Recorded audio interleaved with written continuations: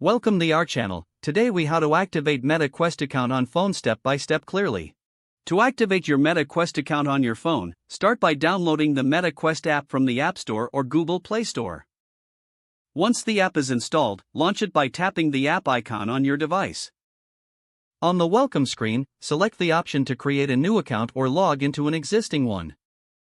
If you're creating a new account, enter your email address and choose a secure password. Next, you'll receive a verification email. Go to your email inbox and locate the message from MetaQuest. Open the verification email and click on the link provided to confirm your email address. After verifying your email, return to the MetaQuest app. Log in using the email address and password you just set up. Once logged in, follow the on-screen prompts to customize your profile, including your username and preferences. Next, you'll be prompted to set up two-factor authentication for added security. Follow the instructions to complete the two-factor authentication process. Now, the app may ask you to connect to your MetaQuest device. Ensure your device is turned on and within range, then follow the instructions to establish the connection. You will receive a confirmation once your device is successfully linked. Finally, explore the app to familiarize yourself with its features and settings. Your MetaQuest account is now fully activated and ready for use. If the page does not load, refresh the browser or try again in a private or incognito window.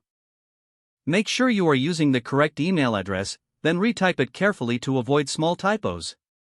If your password is not accepted, use the reset option and create a new strong password you can remember. Check your spam folder for verification or security emails, then complete any requested confirmation steps. Enable two-factor authentication if available to improve account security and reduce unauthorized access risk. After signing in, review your profile details so your contact information and settings are accurate and current. If you see an error message, note it down and try again after restarting your device and internet connection.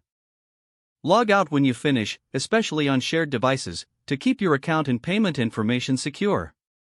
If the page does not load, refresh the browser or try again in a private or incognito window. Make sure you are using the correct email address, then retype it carefully to avoid small typos. If your password is not accepted, use the reset option and create a new strong password you can remember. Don't forget to like this video and subscribe to our channel for more step-by-step tech guides.